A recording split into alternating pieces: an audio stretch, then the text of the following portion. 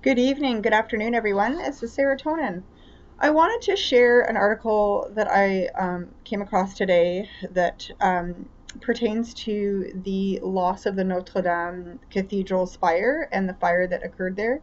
And it's just a very interesting perspective, and I often like to seek out the unconventional perspective when something happens, because it helps to really put into play what is really happening. Because honestly, the most initial reaction to an event is not always what is actually happening.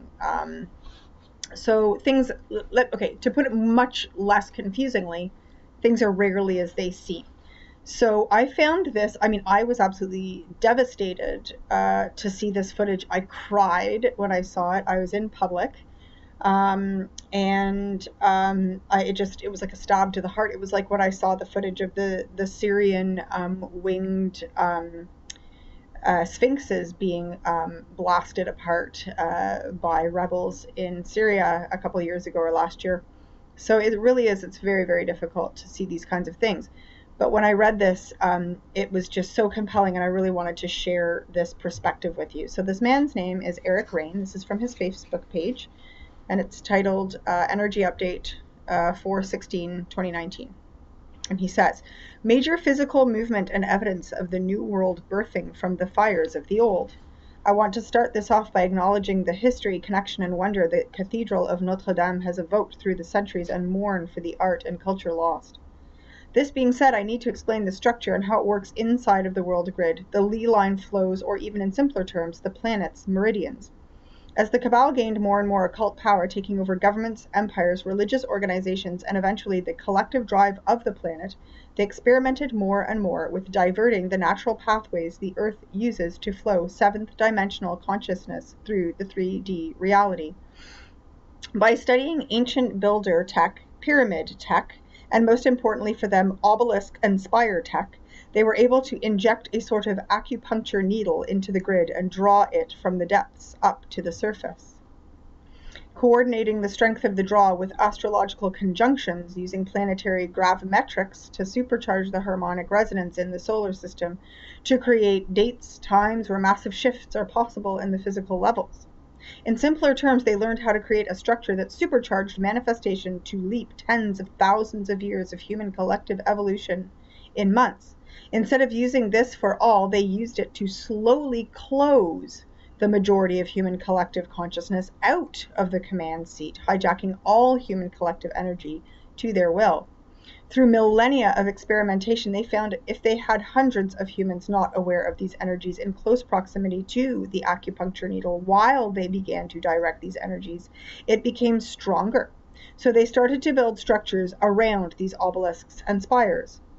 Through trial and error with architecture, they realized they could use sound to create points of extreme harmonic overlap and convergence, dropping the human nervous system into an incredibly powerful hypnotic state with the multiple vibration direction sound convergence in the physical structure and human body. This made the effect even more powerful, so the organ, an instrument of air flowing through metal pipes, able to reach most of the human range of sound when played in these structures, swirls the seventh dimensional energy directly through the harmonic convergence, integrating the mind-body-spirit of the hypnotized human to give full power to a hijacked direction. As they gained more power and stole the ability to read/write from the population, they could teach the people to say whatever they wanted them to say by singing hymns in conjunction with the organ resonance in the, quote, holy language or Latin.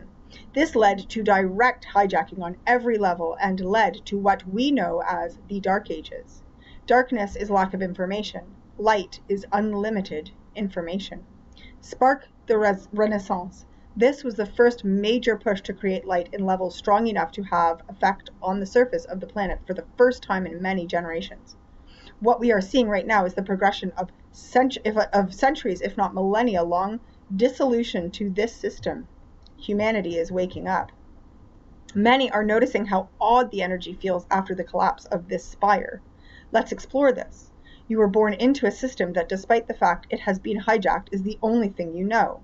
This energy, despite being unfettered by the vast majority, is like the fountain under the surface that has always been. It is like a mountain, firm, unyielding, immovable. Suddenly, this is shifting. The mountain has lost a peak. It moved a mile to the left. The impossible had happened, and despite the fact that it was unfelt before, it shifted, and it drew awareness. A major acupuncture needle that has been stealing Gaia's lifeblood, our collective drive has been removed, and we feel the increase in flow. Unfortunately, there are still many components to this grid, and as the flow increases, it is snapping many of the ancient bonds holding it in place, drawing up much instability to the surface. The more light you can create for the planet in this time, the faster, easier, and smoother the transition will be, and it had now begun in earnest. This is the beginning of the apocalypse.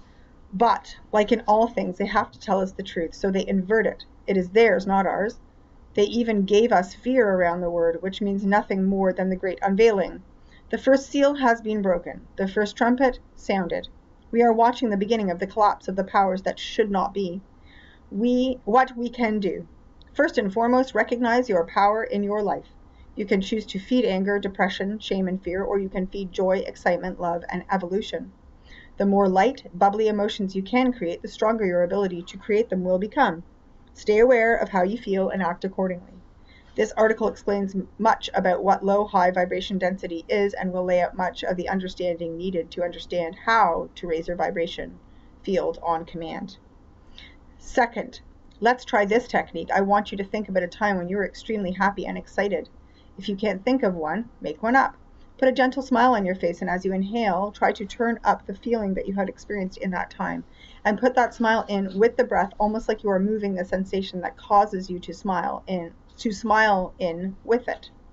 As you feel the goosebumps and tingling rise inside of the body and the happiness start to explode outward, suddenly you see yourself as large as a planet, looking at it from the outside. Pretend like your happiness and the tingling sensations are creating a light inside of you, so bright that it shines down on the entire planet as if you are the sun. Hold on to this as long as you feel guided, and do this whenever guided. We've got this.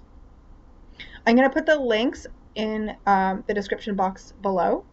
I hope this helps give you a completely different perspective on what's happening. I know it certainly woke me up and shook me up, and I'm feeling a lot better about things right now. So let me know what you think. Comments below. I hope you guys had a wonderful day. God bless, and take care. Bye for now.